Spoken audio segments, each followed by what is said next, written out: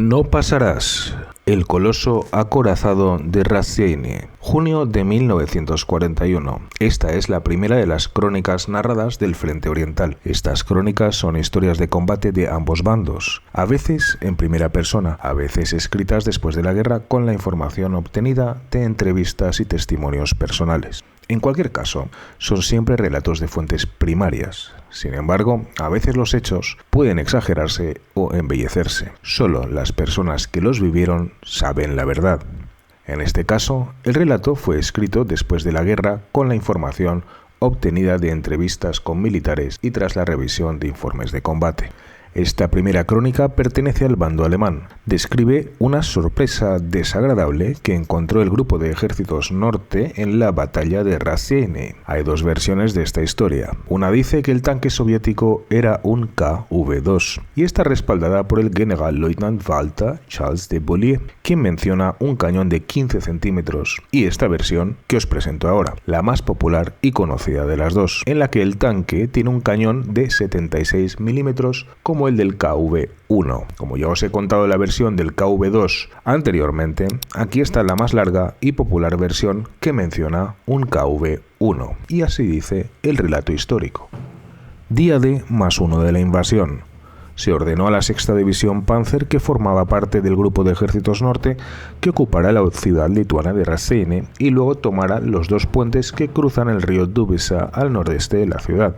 Después de ocupar Razieni, la división se dividió en los equipos de combate R y S, que debían establecer dos cabezas de puente. Al equipo de combate R se le asignó el puente más cercano a Liduvenei, un pueblo al norte de Razieni. A primera hora de la tarde, ambas columnas habían cruzado el río y se estableció contacto entre las dos cabezas de puente.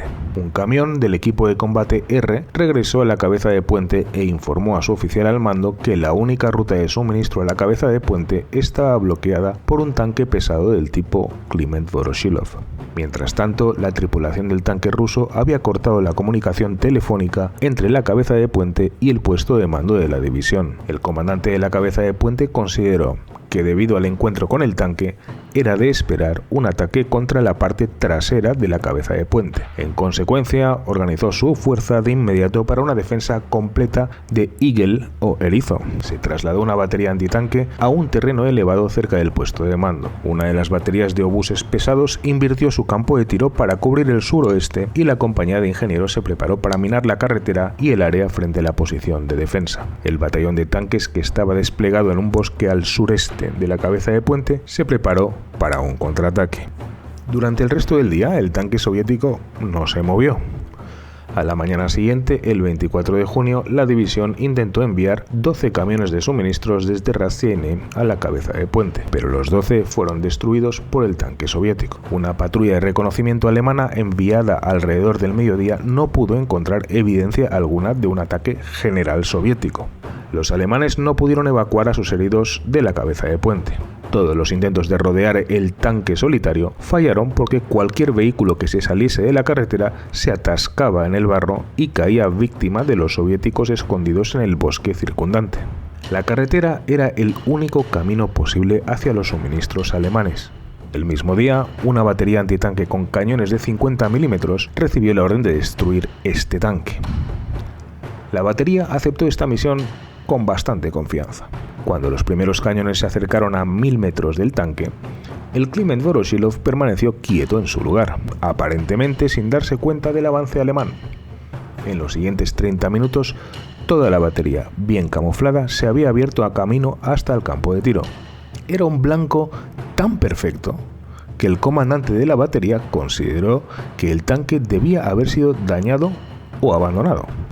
Pero aún así decidió disparar. El primer disparo, desde unos 600 metros, fue un blanco directo y perfecto. Siguió un segundo y un tercer disparo. Las tropas alemanas reunidas en la colina, cerca del puesto de mando del equipo de combate, animaban como espectadores en una competencia deportiva. Aún así, el tanque soviético no se movió.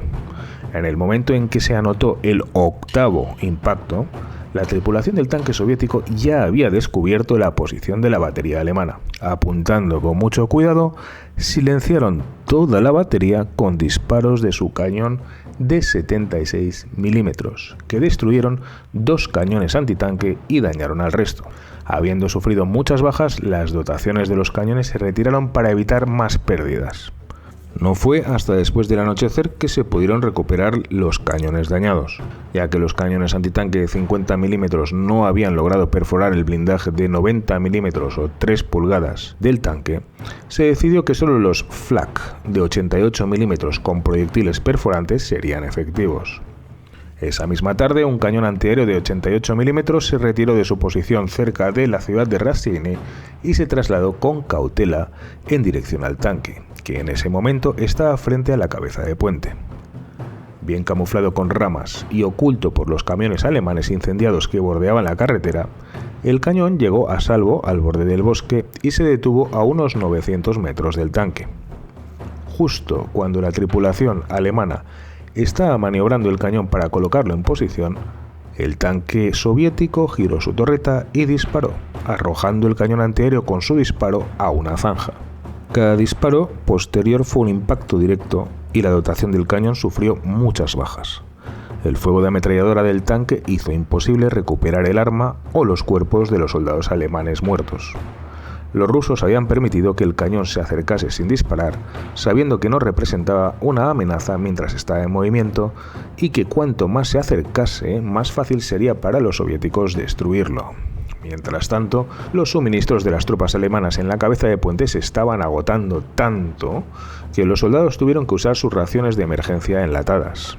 Por lo tanto, se convocó una reunión del personal para discutir otras formas y medios de lidiar con el tanque. Se decidió que un destacamento de ingenieros intentara volarlo en una operación nocturna. Cuando el comandante de la compañía de ingenieros pidió 12 voluntarios, los hombres estaban tan ansiosos por tener éxitos donde otros habían fracasado que toda la compañía de 120 hombres se ofreció como voluntaria. El comandante ordenó a la compañía que se formase y eligió uno de cada 10 hombres. Se informó al destacamento sobre su misión, se dieron instrucciones detalladas y se entregaron explosivos y otro equipo necesario. Al amparo de la oscuridad, el destacamento avanzó, dirigido por el comandante de la compañía. La ruta siguió un camino arenoso poco utilizado que conducía más allá de la colina 400 y hacia el bosque que rodeaba la ubicación del tanque. Cuando los ingenieros se acercaron al tanque, pudieron distinguir sus contornos a la pálida luz de las estrellas.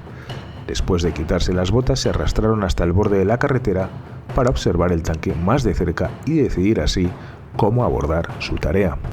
De repente se escuchó un ruido del lado opuesto del camino y se pudo discernir el movimiento de varias figuras oscuras. Los alemanes pensaron que la tripulación del tanque había desmontado. Un momento después, sin embargo, se escuchó el sonido de golpes contra el costado del tanque y la torreta se elevó lentamente. Las figuras entregaron algo a la tripulación del tanque y se escuchó el sonido de platos y de metal. Los alemanes concluyeron que se trataba de partisanos que traían comida a la tripulación del tanque. La tentación de atacar fue grande y probablemente habría sido un asunto bastante sencillo. Sin embargo, tal acción habría alertado a la tripulación del tanque y probablemente habría estropeado el plan. Después de aproximadamente una hora, los partisanos se retiraron y la escotilla de la torreta se cerró.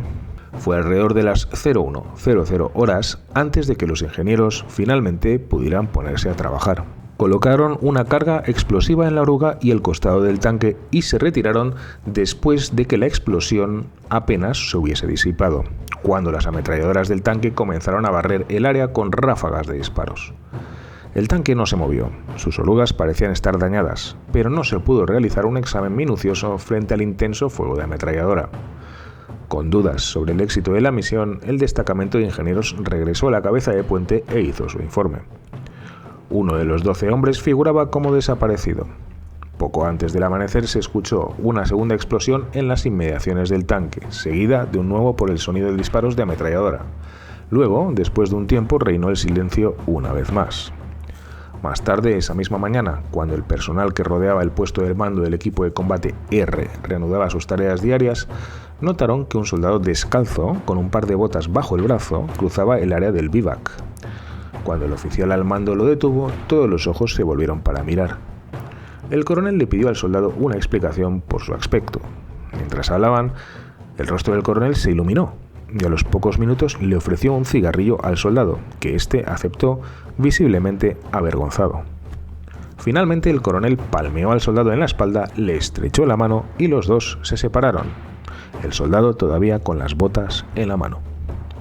La curiosidad de los espectadores quedó satisfecha al día siguiente, cuando se publicó la orden del día, junto con el siguiente extracto del informe del soldado descalzo que decía lo siguiente: fui asignado como observador del destacamento que fue enviado para volar el tanque ruso.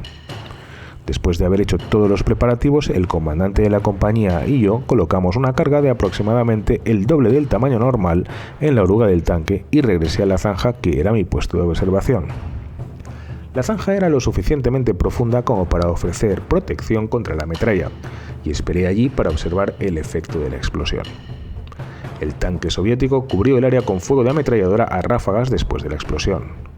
Pasada una hora, cuando todo se calmó, me arrastré hasta el tanque y examiné el lugar donde había colocado la carga. Apenas la mitad de la oruga estaba destruida y no pude encontrar más daños en el tanque. Regresé al punto de reunión solo para encontrar que el destacamento se había ido. Mientras buscaba mis botas, descubrí que se había dejado otra carga de demolición. La tomé, regresé al tanque, me subí a él y até la carga al cañón con la esperanza de destruir al menos esa parte del tanque. Me deslicé debajo del tanque y detoné la carga. El tanque inmediatamente cubrió el linde del bosque con fuego de ametralladora que no cesó hasta el amanecer, cuando finalmente pude salir de debajo del tanque. Cuando inspeccioné el efecto de la demolición, vi, para mi sorpresa, que la carga que usé era demasiado débil. El cañón resultó ligeramente dañado. De vuelta en el punto de reunión, encontré un par de botas, pero eran demasiado pequeñas. Al parecer, alguien me había quitado las botas por error. Por eso volví descalzo y tarde a mi compañía. He aquí la explicación del hombre desaparecido, la explosión de la mañana y la segunda ráfaga de ametralladora. 3 intentos alemanes habían fracasado. El tanque aún bloqueaba el camino y podía disparar a voluntad, así que se necesitaban nuevos planes. El plan número 4, que proponía un ataque al tanque con bombarderos en picado, tuvo que cancelarse ya que no había ningún avión disponible. Quedó por probar si los bombarderos en picado podrían haber anotado un impacto directo en el tanque. El plan número 5 se basaba en un riesgo calculado y requería engañar a la tripulación del tanque. Se esperaba que de esta manera las pérdidas alemanas se mantuvieran al mínimo. Una formación de Panzers iba a ejecutar un ataque frontal como señuelo desde varios puntos del bosque al este de la carretera, mientras otro cañón de 88 milímetros se traería desde Raseiniai para destruir el tanque. El terreno era bastante adecuado para esta operación. El bosque estaba ligeramente arbolado y no presentaba ningún obstáculo para la maniobra de los Panzers. La fuerza acorazada alemana se desplegó y atacó al tanque soviético desde 3 lados. La tripulación soviética giró la torreta en un esfuerzo por alcanzar a los tanques alemanes que mantenían un fuego continuo desde el bosque. Mientras tanto, el Flak de 88 milímetros tomó posición en la parte trasera del tanque. El primer disparo fue un impacto directo y cuando la tripulación soviética trató de girar el cañón hacia atrás, un segundo y un tercer proyectil dieron en el blanco. Herido de muerte, el tanque permaneció inmóvil, pero no ardió. 4 proyectiles perforantes más de 88 milímetros dieron en el blanco. Luego, tras el último disparo, el cañón del tanque se elevó como desafío a sus atacantes. Los alemanes más cercanos al tanque se acercaron, pero para su gran sorpresa descubrieron que solo 2 de los proyectiles de 88 milímetros habían perforado el blindaje del tanque. Los otros 5 disparos causaron abolladuras profundas. 8 marcas azules eran las únicas huellas de los impactos directos del cañón antitanque de 50 milímetros. Los resultados del ataque de los ingenieros eran una oruga dañada y una ligera abolladura en el cañón del tanque. No se pudo encontrar ningún rastro del fuego de los Panzers alemanes. Impulsados por la curiosidad, los alemanes se subieron al tanque e intentaron abrir la torreta, pero fue en vano. De repente, el cañón del arma comenzó a moverse de nuevo y la mayoría de los alemanes se dispersaron corriendo. Rápidamente, 2 ingenieros lanzaron granadas de mano a través del agujero hecho por el impacto en la parte inferior de la torreta. Siguió una explosión sorda y la cubierta de la torre voló. En el interior estaban los cuerpos mutilados de la tripulación soviética. Los alemanes habían quedado bastante mal en su primer encuentro con un tanque pesado Kliment Voroshilov. En este punto del frente, un solo tanque logró bloquear la ruta de suministro de una fuerte fuerza alemana en una batalla muy importante durante 48 horas. Sin duda, un relato de combate para recordar. Muchas gracias, como siempre, por estar ahí.